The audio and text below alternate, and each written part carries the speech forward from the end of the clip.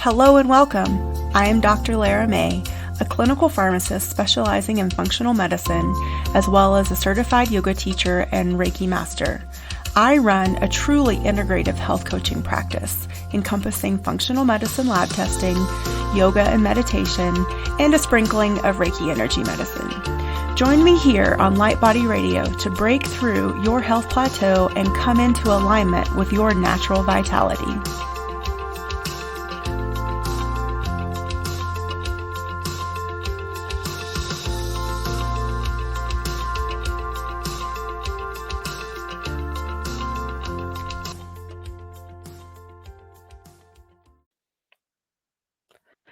Hello and welcome to the latest episode of Light Body Radio. I'm your host, Dr. Lara May, and today I have with me Adora Winquist. She is an author and expert in the fields of plant and vibrational medicine. She is a visionary in the nascent arena of quantum alchemy and evolutionary transformative path for self-mastery, which facilitates healing at the DNA level. She intertwines the divine knowledge and ancient wisdom of esoteric philosophy, psycho-spiritual dynamics, essential oil, and energy medicine through her 20-year plus as a facilitator, educator, formulator, and entrepreneur. A pioneer in the field of aromatherapy, Adora continues to be sought out for her unique nose and ability to formulate aromatic products for individual and corporate clients through her website, adorawinquist.com. She is the co-author of Detox, Nourish, and Activate, Plant and Vibrational Medicine for Energy, Mood, and Love, a revolutionary guide to healing at the DNA level for self-mastery, which is available through the UK-based publisher Aeon Books. Aeon, how do you say that? Yes, Aeon. Perfect. Welcome. I'm so happy to have you here. Thank you so much, Dr. Lara, correct? Yeah. Perfect. It is such a delight to be here with you this morning. So let's get started by just telling us about your story and how you came to be the practitioner that you are and practicing in such a unique way. Thank you. So I always, when I think back to this, I think about my early childhood. One, because so much of my work is focusing on the patterns that are imprinted through our early childhood dynamics, especially through our lineage when we talk about DNA level healing. But also because I think that there is this beautiful treasure map from our early childhood. And there are elements that we can see seated in connection to our life purpose. And so when I was young, I loved to be in nature. I spent more time outdoors alone than anywhere else. And whether it was hunting for worms, I did have a worm collection when I was about 8 of over 150 worms, a little bit odd but true. Or collecting stones or spending time particularly with the flowers and the trees or in the garden. And for me, it's where I felt the deepest sense of connection and solace. And of course, when you think about that later in life, well, my work is focused on co-creatorship with nature, right? Working with the plants, specifically essential oils and crystals. And so I think that if we all look back to our early childhood, we can see beautiful little gems, little indicators of our path and purpose later in life. Now, flash forward to when I was an early teenager and it was time to do the dishes after dinner, I would always flag myself as having to use the restroom, and I would go in and begin to mix my mother's expensive powders and perfumes until everything was clean. And of course, a little flag to the future because so much of my work and the businesses that I've built over the past 25 years have been product based. Natural products that I first started creating in my kitchen or living room that then later become formulas that have sold over hundreds and hundreds of thousands of bottles around the world to support individuals in their path of healing and awakening and generally feeling good. Because I believe that feeling good is such a precursor to uh, um, embodying the best of who we are, because this is such a feeling, emotion based, um, relational life, right? Everything in our Mhm. lives is relational based, everything is co creation. And of course, when we consider co creation, we realize that everything then comes down to an invitation. So I've always had this beautiful invitation to connect and commune with nature because it is so rich and so supportive and so inspirational and so encouraging in moments when we face life's adversities, because we all do. Yes, and isn't that so poignant and true too, because we are, we're human beings that are of the earth. Everything that we're made of comes from the earth and the stars, but if Yeah. you look throughout the universe at those elements, those are elements that are in us that make us up, like you said, at the DNA level. And I think it's so easy in this day and age to forget that, to Yeah. feel separate, to feel lost. Exactly, exactly. And and in some moments it's very simple to shift and reframe that perspective, because just as you said, we are crafted of the elements. And so to allow our bodies, our beings to come back into a place of homeostasis, which we are designed to do innately, Yes. when we connect with nature, when we allow ourselves to experience some of the beauty of the patternation that we can find through sacred geometry of our plants, and all forms of this natural world and beyond from the cosmic perspective, we can start to see that if there's divine order and perfection all around me, then perhaps it is within me too. And perhaps just the invitation of that idea can expand my awareness to see beyond what I'm focused on right here in this moment, especially if that focus isn't bringing me well being. Mhm. Yes, I also love that you said, focus on feeling good, and I will say, like, in my own healing journey, when I decided to focus on feeling good above all else, that's really when it became a lot easier for me to make the choices that I knew would help me heal, and so Yes. I love sort of, reiterating that and encouraging and empowering people to do the same for themselves. And it sounds like you're on that similar path of, Mm. empowering, making those connections again with nature, with essential oils, with crystals. And so I want to ask you, I want to take it, I sort of want to parse your work into individual pieces, although I know it's a beautiful whole, just to dig in a little deeper on some of Sure. them. So tell us about the essential oils and how you use that in your practice. And because I'm sure it's deeper than, buying a doTERRA oil or, going out there and finding what you think is a therapeutic grade oil on Amazon and putting it in your diffuser and, breathing in. Like, tell us more. Yes. Oh gosh, I love that you asked this question, because there is a remarkable difference between using essential oils in an allopathic manner versus a holistic manner. And even the very essential oils themselves have such a marked differential in terms of quality and therefore efficacy. So I'm going to back it up even a little further. And I'm going to start with a story that really deepened my interest and my passion for essential oils. And so when I was 19, I moved to Cape Cod, Massachusetts. And um, every year I would get bronchitis brought about from allergies. And I was quite sickly as a child. And much of this time I would miss weeks of school twice a year because of this. Um, and when I moved to the Cape, I didn't have health insurance and I didn't have a lot of money.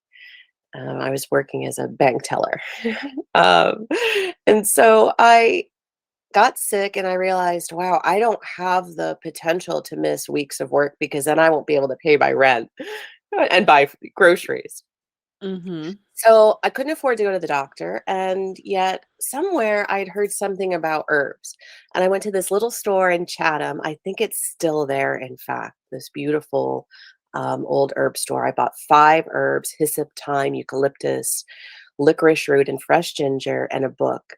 And I went home and started to study. And I made my first herbal tea and found that my lungs healed far more quickly than any time I had used the conventional medicine, even with the cough syrup with codeine that I would get a couple of times a year Mhm. because of this cough.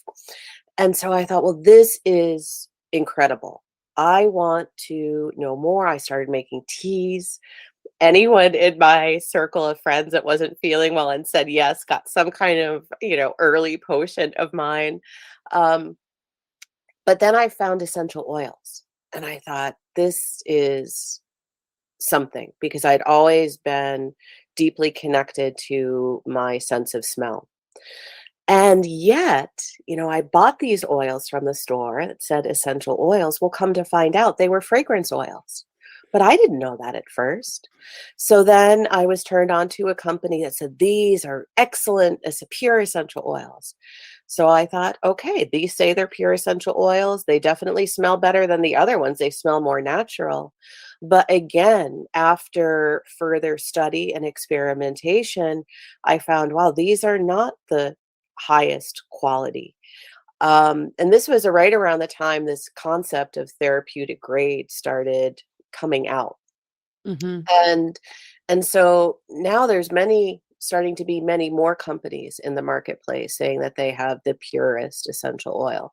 So I went through a number of different companies, and each one a remarkably different essential oil, different through sense of smell, and of course using our other organoleptic senses, right? Sight and touch. And so I started to see that this is a much more vast field that requires tremendous study. And so it was a very long process, and even took years to begin to cultivate a deeper sense of what I call my own lexicon of purity. Now, at Mhm. this stage in my career, when I smell a synthetic oil, it always hits the same part of, say, my olfactory bulb, Mhm. right? And this is really paramount, especially today, because now the essential oil industry is over, multi-billions of dollars. And especially since the virus, essential oil sales and costs have gone up over 20 to 30%. But let's remember that this is a product that we are in symbiotic relationship with Mother Earth, Mhm. right? There is only so much essential oil produced every year. And much of that is for the fragrance and flavor industry, because essential oils are in everything from, of course, our foods, our cosmetics, right? Our Mhm. shampoos. Now you can get shampoo and lotion in almost every aroma that you can conceive of, that's supposed to be pure and natural. But we also start to see that concepts like therapeutic grade is not at all a scientific measure of quality. It was a marketing term Mhm. that was so successfully adopted that people tend to believe that it is a measurement of quality when it is not.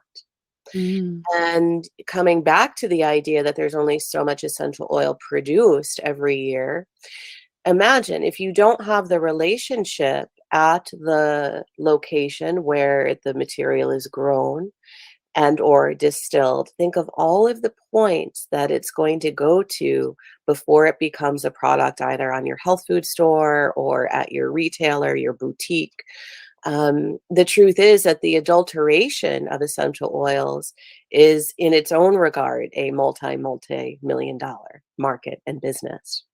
So there is such tremendous adulteration in this field. And to me, this is such an important part of any conversation on essential oils.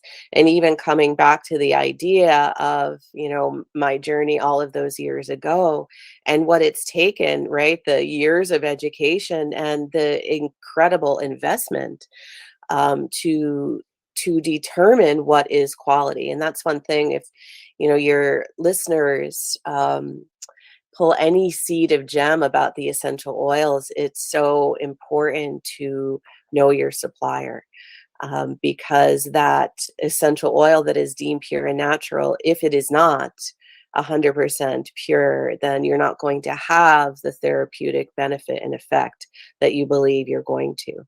And because these essential oils are, it's not just, I'm going to put this in my diffuser, coming back to kind of fully answer your question, we're really looking at the most potent form of plant medicine with an essential oil, right?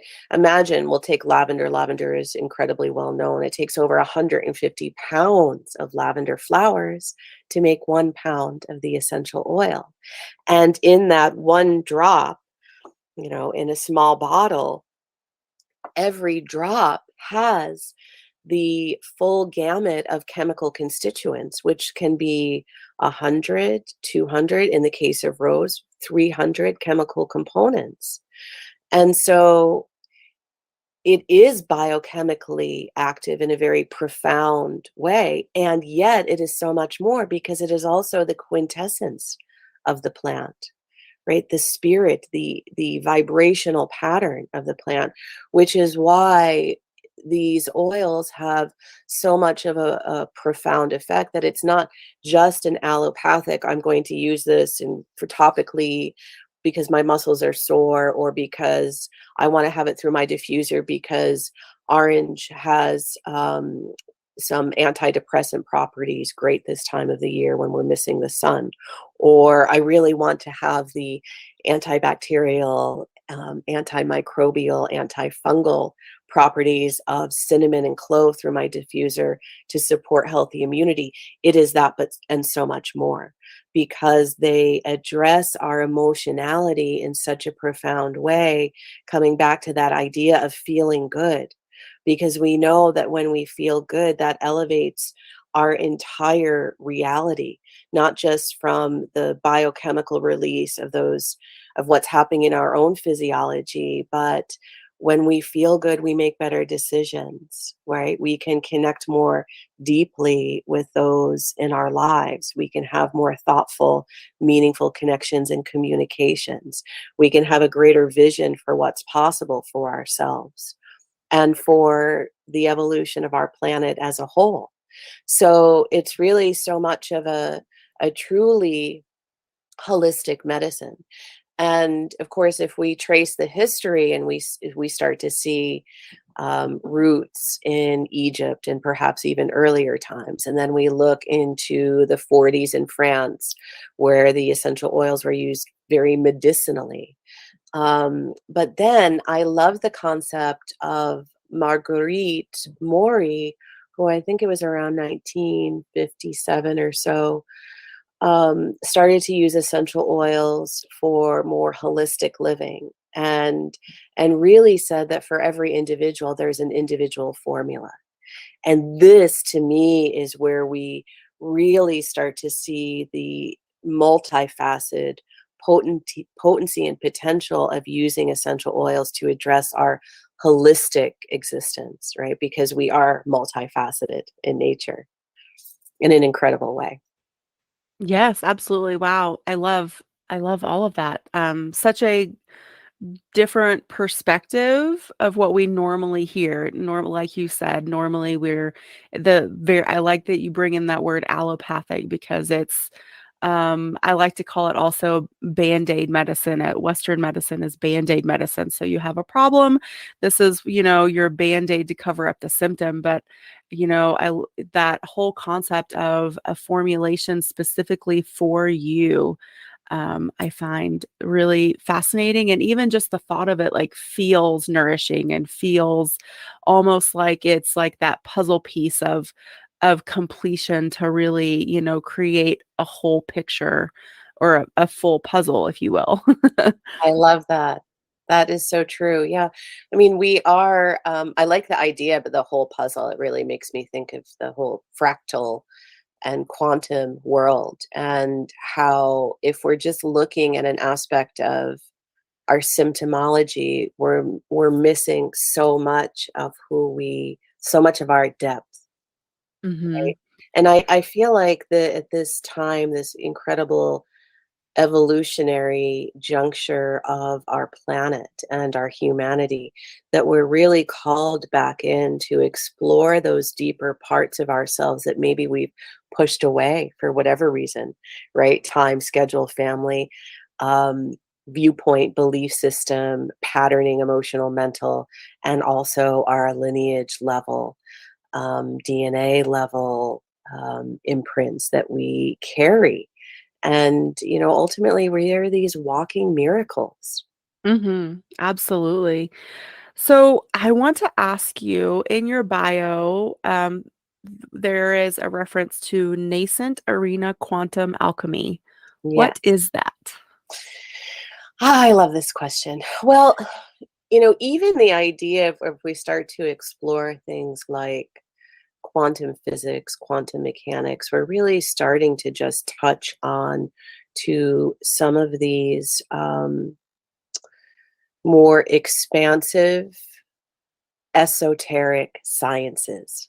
And I really love this term, or esoteric or spiritual sciences, because what I believe we're starting to see is this match point of convergence between spiritual doctrine, and you can also say religious doctrine, but there's so many trigger points that happen in individuals, our collective psyches, when we use that word.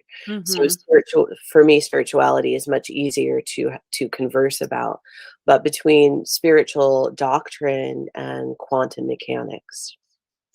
And so when we start to look at some of these nuances and start to see the evolution, right, from the Cartesian models of everything being separate, right, we realize now not only are we looking at things from a more holistic perspective, but there are many things that we believe true and finite about our reality, and therefore the nature of who we are, that we're now just seeing that, wow, this really isn't the truth.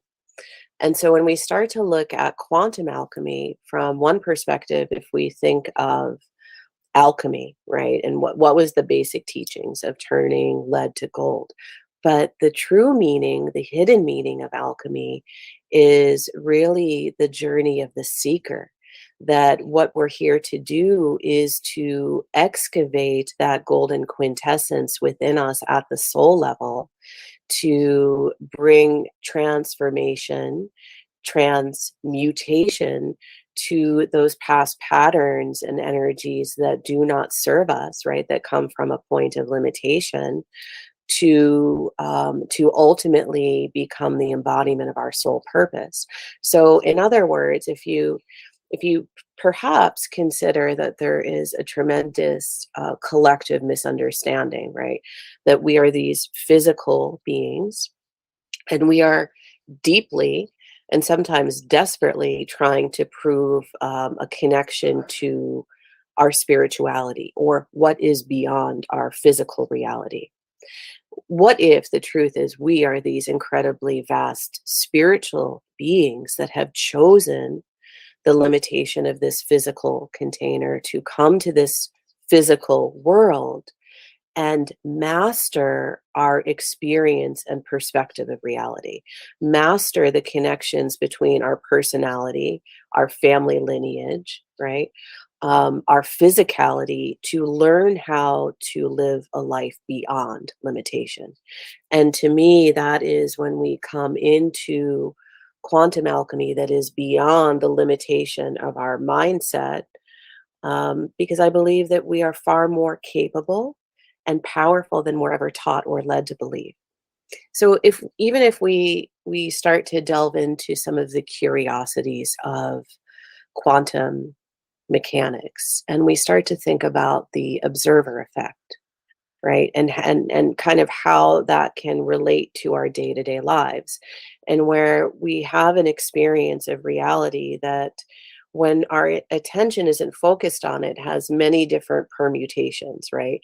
We think very the base form of matter that's either both or either particle or a wave, Mhm. right? So it's not finite, everything is expansive. And if we're not paying attention to something, it's, all of these possibilities. And yet when we bring our attention there, there is one possibility or potential that makes itself known to us. Right. So what does that say? Well, where our attention goes is where our energy, thought, and our um, creation of reality goes.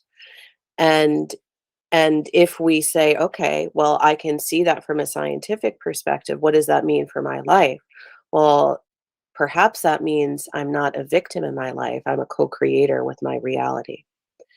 And if I can shift my belief system, my vantage point, my thoughts, my patterns, my expectations of what's possible, then perhaps I can create a very different experience from this perspective that I have. And if I can learn how to do that consistently, it becomes a ripple effect to shift the energy of everything around me. And so this is the kind of sweet spot that I work at with either clients or students, right? When I'm teaching, is how can we understand how our past has created these patterns of distortion, dysfunction, or limitation? Because we can't transmute them, we can't release them until we understand them and why they're teachers in our lives. And then when we can transmute them, we can create something different because we create the space within ourselves to create a different story of our lives and what is possible for our futures. So to me, this is such a powerful place to be because it says, okay, I'm not limited by my past.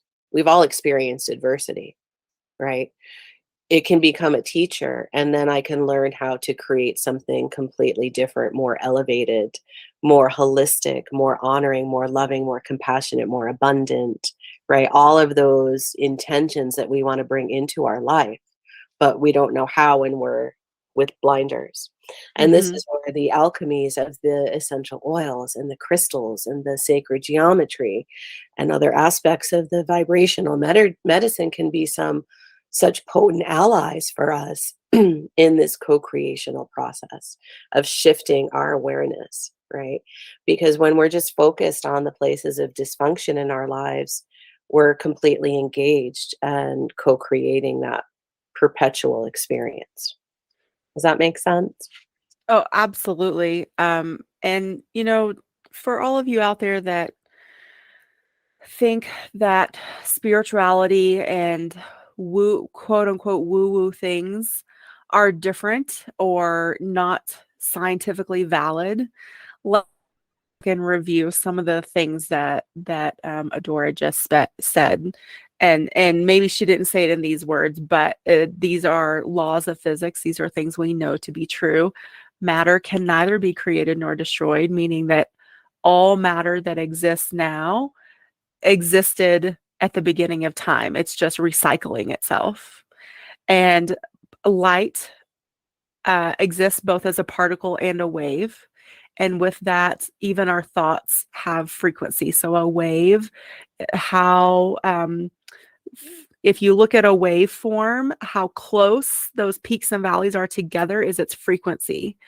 And so everything we say, everything we think, If you strike a singing bowl or a tuning fork or play an instrument, all of those are waves. We see in waves, we hear in waves, we feel in waves. So I think that's really powerful.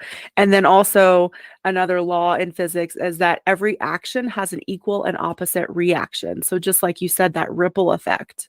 So everything, again, what we do, what we think, what we say, where we focus, that all has a ripple effect because that's an action that we're doing. Even a thought is an action and it ripples throughout, not just our lives, but all those we come in contact with. So yes, we are so powerful, and that power starts with us, within us. And I'm on a mission of empowerment within my own practice, and I can definitely see that you are too. But, if I think if we all sort of took a step back and thought about that power that we have for ourselves, and then so many of us feeling lost in this world at this time with so much upheaval and chaos happening, that I think it would help us realize that we do have power, that we are not lost, that we are not powerless, that our purpose is to show up every day feeling the best that we can. And how do we get to that place?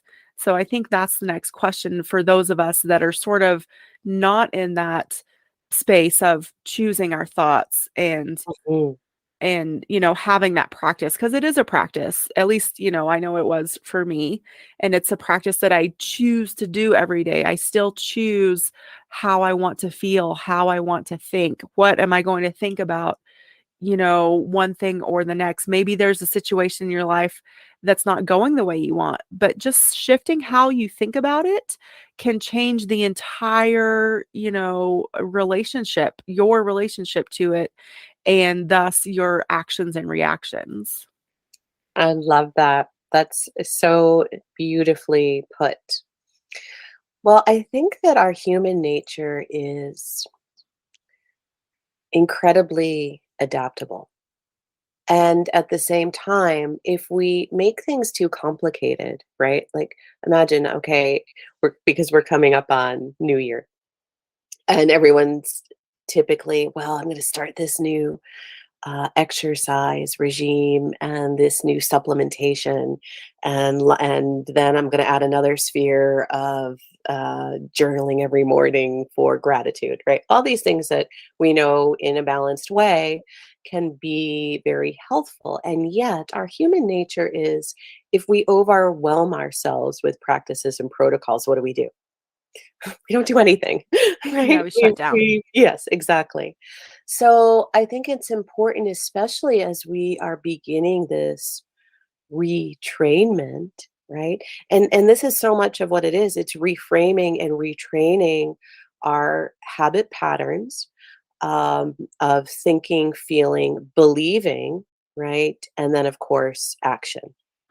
So, a couple of simple ones that I think are accessible building blocks or stepping stones is number one, first thing in the morning. Talking about waves, well, our brain waves, right, are as we move through the waking stages of the morning, whatever time that is for you, and we're moving through the theta, delta, alpha to the beta, really, you know, um, beta, I'm ready to go and get in the car and drive and start my workday. But those earlier states, particularly alpha, are wonderful ways to set our energy and framework for the day, because our mind, including our conscious and subconscious, which is so important, is incredibly malleable during these shifts of brainwave state as we're waking up. And we are receptive. We are receptive to intention in particular at this point in such a powerful way. Now, coming back to the subconscious mind, this is where all of our patterning, that especially that was imprinted when we were younger through our environment and experiences, is operating at the subconscious level. So those are things that we may not have awareness of, but we go, why does this keep showing up in my life? Why does this dysfunction keep showing up in my relationships or my bank account or my job, right? These are things that are coming through the field of our subconscious mind. So if we can get into a daily pattern of, as we're waking up, we are inviting in the highest intentions for our day, keeping it very broad, right? So my practice is very co-creational, right? Because we know that there are incredible spiritual forces of benevolence, but because we have free will, we have to become invitational about that. And even if we look back to, for those of your listeners that may be more analytical or business minded, many of the core books in these fields come from Napoleon Hill. I don't know if you're familiar with his teachings. Think and Grow Rich. It's a Hmm. staple in most colleges, business programs, and kind of from an analytical perspective. And I love his work. But if you follow his work, you see that there are many spiritual practices that are underlying his techniques and his recommendations. And this is really powerful because we can invite in the benevolent support of these allies in those early waking moments, and however we term that, right? It can be different for everyone, but to say, okay, I'm open and receptive um, to my highest experience and expression of this day. May it be filled with healthy, right, life affirming thoughts and feelings. And may all of my interactions be blessed in this way of light and loving fulfillment, right? And it can be, everyone's words are going to be a little bit different, but it's the invitation that invites in a higher perspective in those moments where we can really seed out our intentions, whether we know we've got a day filled with meetings or family obligations, whatever it may be, we can always align for the most benevolent outcome of the day Hmm. in Yeah. an invitational way. And then we can envision that in those early waking hours. So that's a very simple, practical way to start the day. Another way, of course, working with essential oils, I always say, I always carry a bottle with me, a roll on that's a diluted formula of essential oils, pure essential oils, of course.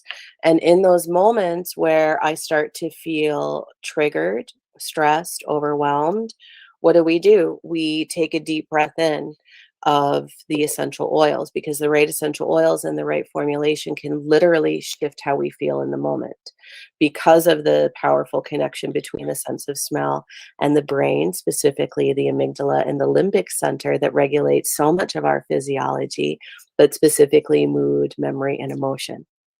And think about it.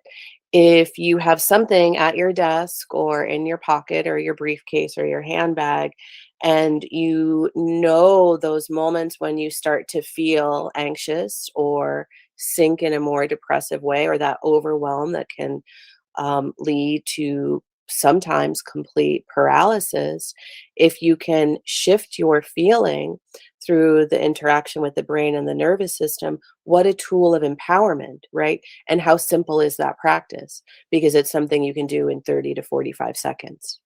And the more that you do that, the more that you create these healthy habit patterns around using essential oils via inhalation, the more that you create that stepping stone effect of elevating how you feel in the moment, which becomes a bridge to allow the highest expression of who you are to surface, right? That's a complete game changer in our mundane experience of day to day life. Yes. Wow. Yes. Thank you. Thank you for those tips. Um, alluded to a couple times about crystals. How do those weave in to this? Mhm. Well, this is another area where I think we have untapped ancient healing abilities that are, again, something that we can have at our desk or in our environment at our office that can enhance our well-being in dramatic ways. Now, also, we have a lot of skepticism about crystals, right? Like, oh, Mhm. that's so woo-woo. But for example, the simplicity and beauty of this quartz crystal, we forget that there are parts of these types of crystals that are in our watches, Mhm. military telecommunication equipment, our computers. We don't realize that we're surrounded by these crystals almost everywhere, right? Mhm. And why is that? Because they are potent transmitters and conductors and amplifiers of energy. Now, coming back to that idea that we know from science about matter, matter is neither created nor destroyed, but also all matter is what? Energy at Mhm. varying states of vibration. And because of that, and because we know that these are wonderful conduits of energy, well, what does that mean? That means that they can help amplify and accelerate our own intentions, our own energy. So when we incorporate them into meditation, our sacred practices, our day-to-day work environment, our healing, of course, as a healer. 25 years I've been using crystals in my healing practice to profound responses for individuals with either pain or fatigue or mental fogginess, right? A lack of clarity, a lack of connection. And so, crystals like black tourmaline or shungite, great to have around the computers, right? Mhm. To help balance all of those EMFs that can be disruptive to our energy field, our auric field. Now, again, the concept of an energy field. Many people say, oh, there's, an energy field around humans. That's hogwash. Well, we know now that there is scientific measurement to these fields around us, not only us, but also our plants, right? Mhm. And our crystals as well, all of these elements of the natural world. If you've ever stood back and looked at a mountain ridge and see how the trees share energy with each other, right? Doesn't come from a you give me this and I'll give you that. It's a natural organic flow of energy between living organisms. And we are the same way. And we can choose in what capacity, based on our feelings and thoughts, what capacity and quality of energy we share with other individuals as well. That's a powerful concept. Yes, yes, I love that thought and that concept and the action of choosing and choice. Especially, I think a good example is, when we're in a work environment that's challenging for us. Maybe it's triggering, maybe it's frustrating, maybe you can become angry with your environment or coworkers. But again, it's our choice how we show up. It's our choice how we react or don't react. And so once again, we have to start with those little practices that again will ripple throughout our lives into bigger ones. So like you said, if you start at the beginning of your day, choosing how you will vibrate, choosing those thoughts and how you want to feel later on in the day, if you get triggered, hopefully there's some piece of your mind that will be like, wait, you said you wanted to feel this, you wanted to feel abundant, or you wanted to feel in the flow, you know, step back. One of those like little, Disengage. yes. Yes, and I love crystals. I am also a crystal Reiki practitioner and master teacher. And so I also, you can't see it from where you are now, but I have a crystal bed in my office that I, of course, utilize myself, but I love to invite clients in to utilize it as well. And those crystals are all quartz crystals that are cut at such a precise angle, and then color therapy is used with them to align with the chakras of the body. And so again, so much of what we're talking about, I feel like it's very old paradigm now to even still call it woo woo, because so much of what we know about the world that we can't tangibly see, we know is backed up by science and has been proven and has been studied. And Dr. David R. Hawkins wrote a wonderful book called Why Woo Woo Works. He wrote a lot of wonderful books, but that's one of them that I think is very easy to digest for the layman, for a skeptic that's not a scientist. How about that? I love that. I have not come across that book, but I'm going to after we disconnect. Yeah. So anyway, I'm a big fan of crystals and utilize them in my practice as well. But people, they think, oh, they're pretty and they're nice, but they're also very powerful. And it's not a tool to take away your power. And I think again, a lot of old paradigm, woo-woo or spiritual practices, that it could have been used that way, like, oh, like put your rely on this tool to get you through. Not so much. It's really like you are seeing the sacred geometry, the divine organization in this piece of crystal and its own innate power in and of itself, and you're choosing to align with that or to bring also those elements into your life to amplify those same things in your life. So again, like you said with the trees, it's cooperative, it's co-creative, it's not a get, like you said, like give and take, I guess is the best way to say it. Yeah. But it's more like sharing. Yeah. Yeah, I love that. I love that idea. It's so funny you mentioned that. Right behind me, I have my healing table set up with a crystal mat too, and it is a wonderful resource not only for myself and my clients, but my family and even my Mhm. pets. Oh It's yes. to Yeah. be on that too. Yeah, my dogs can't get up on it, thank goodness, but my cat, Yeah, yeah, she loves to just sometimes, especially when I turn it on before I get in there, she'll, like, come and, like, just, squirm her way, like, right in the middle and be like, "What? Here I am. This is my time." yeah. So sweet. I love it. So, okay, let's start to tie it up, for people. What, um I know you have a program called the Love Frequency. Tell us about that. Yes.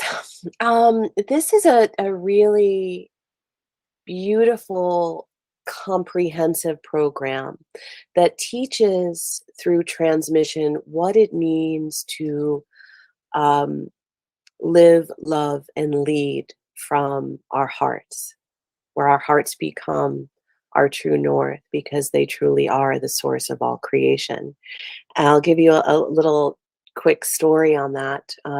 When I was in my first year of Barbara Brennan School about 20 years ago, I was sitting out on the beach after a day of pretty intense process, emotional clearing work.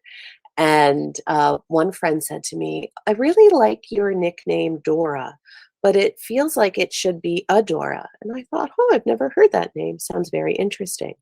Well, later that day, same beach, same conversation, different group of friends. And I thought, well, okay, I'm getting the message. You see, my birth name is Dorothy. So Mm. from that day, I took the name Adora. Now, of course, a couple of decades later, now I see how Adora is really a consciousness, a teacher of healing, a flow state, because this came at a very deep time of transformation in my own journey. And if you look at what the name Adora means in Italian or Spanish, it means adoration, it means honoring, it means beloved one. So, this love frequency is about coming into our hearts and remembering what it means to honor and adore ourselves as the beloved one, that which we have sought outside of ourselves for millennia. Because it is through this inward journey that we learn to heal, understand the past, release what no longer serves us, and open to this co creatorship of learning how to embody the 0 point field and create from that limitless dimension. So the program is 11 different modules. Registration is open right now. We're just have launched the first segment of co-creation. So it includes a lot of teachings from my own work, interweaving esoteric philosophy, psychospiritual dynamics, and plant and vibrational medicine, and of course the crystals, and how we can come to receive these teachings through then attunements, alignments, meditation journeys, visualizations, experientials, self-discovery dives for the students, to take the journey of self-mastery from the perspective of being a seeker to being a sacred leader in your own life, in Mm. whatever capacity, whether you're in leadership in your work or you are craving that sense of sacred leadership in your own life in every capacity, right? Through your relationships, through your abundance, through your health, your well being. Because sacred leadership is for all of us to all become those sacred leaders, to learn how to become the ripple effect of high vibrational light and love in our own lives, because it is through that that we can really recreate and co-create this heaven on earth and create a life beyond limitation for ourselves, for each other, and for the future generations to come.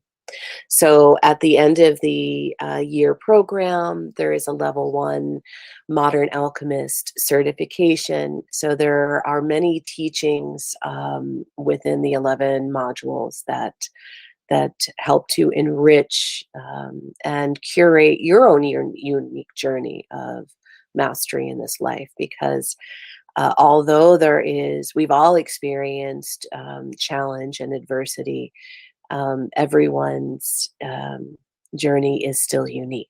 And every moment, I believe, has perfectly brought us here and now to distill that quintessence that is held within us at the soul level and unlock our infinite potential. Yes, I think that sounds like a beautiful program, and that is at adorawinquist.com. Yes. Yes. Okay. And that link will be in the show notes. And the show notes are live at drlaramay.com/podcast. And then all of them are there. And, you just pick the episode that you're looking for the links and the show notes that you're looking for. But going back to your program description and what you said, it's wow, so powerful. And again, coming back to that concept of we have a choice um, to create heaven on earth, and how powerful that is. And just to even like sit and contemplate what that might look like for you as, the person listening to this, even if it's something you've never thought about before. What would it look like if you had your heaven on earth? And just allow your mind and your imagination to run wild. Step back into that daydreaming child aspect, and allow yourself to get lost in all those wonderful, rich, warm, loving possibilities. And now I remember what I wanted to say before is that is that like choosing your health, choosing your happiness is the ultimate act of self-love. Mm, I work, a lot in the functional medicine field as well as the energetic medicine field. And when one of the things that even I say to my very, Western minded clients that just want the functional medicine, they don't want any of the woo woo, which is fine, yeah. is that I just want to remind them that coming to a place of wanting to heal and get better or feel better or create a change is an act of self-love. And in order to really see the change that you want come into physical form to manifest, I feel like there has to be this recognition and this acceptance of what I'm doing is because I love myself. I Mm, love myself enough to not have a heart attack. I love myself enough to, not develop a cancer or, whatever it is. I love myself enough to make this food choice, which eventually, once that becomes rote and, a healthy habit for me, then maybe will have the mental capacity to shift my perspective and start doing the mindset work. Like you said, keep it simple. It doesn't have to be all at once, but each little step is taking us further and further and closer to that reunification with our soul selves, with that heaven on earth. And I mm, love that your programs seem to be bringing that all together for people. thank you. That was so beautifully said. Mm. Okay, so anything else? What else do you want to bring to light, bring to consciousness Um, before we wrap up? I would say we have a beautiful and rich retreat program for 2023, including the Sacred Relationship Retreat in California. We have a couples retreat at the end of January, and then probably in May, maybe April, we'll have a Sacred Relationship Retreat for individuals, and that's going to be beautiful. I have and that's co-facilitated with my friend and ally and inspirational coach, Sean Christian. And he is a delightful human with so much richness to share about personal empowerment and infinite potential. And then we have our yearly, I lead a Mary Magdalene Southern France retreat every year in the fall. And so we have that to look forward to. But I do want to say, if you check out the quantum community on my webpage, and you'll see that there are many ways to engage through our Alchemy library, either through paid monthly memberships and also free membership tiers. So we have something for everyone wherever you are on your path of awakening, of healing, of self mastery, wherever you are in the world. And wherever you choose to engage, we have something for you. We have our free weekly meditations that I lead in conjunction with the Barbara Brennan School of Healing every Thursday, a free monthly Mary Magdalene healing meditation group. And so I invite you all to join the quantum community, join our Facebook group, and share in the rich inspiration and empowering information on all things alchemy, whether it's essential oils or crystals or formulas, or these tips and tidbits that can elevate your magnetic point of attraction with the universe.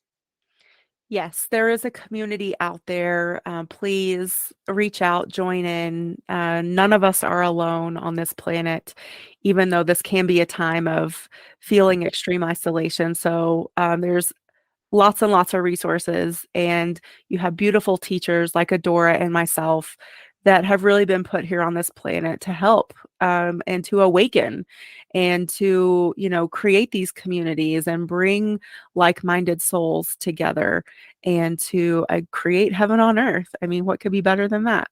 So So true. thank you so much, Adora, for being with us today. This has been a real joy and pleasure. I appreciate your wisdom and your presence and the work that you're doing on the planet at this time.